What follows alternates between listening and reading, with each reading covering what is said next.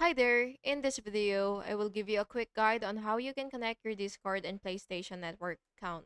So the first thing that you will have to do is of course make sure that you've already logged into your Discord account and then proceed to the gear icon, which is this user settings right here, and then go and click your connections.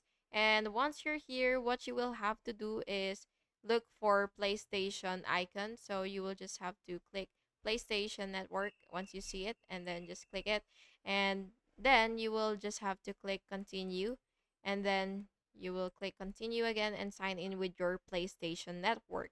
And then once you've logged in with your PlayStation Network credentials, uh you will just have to authorize it, and then you will confirm the connection, and then the PlayStation Network will now appear under your connected accounts.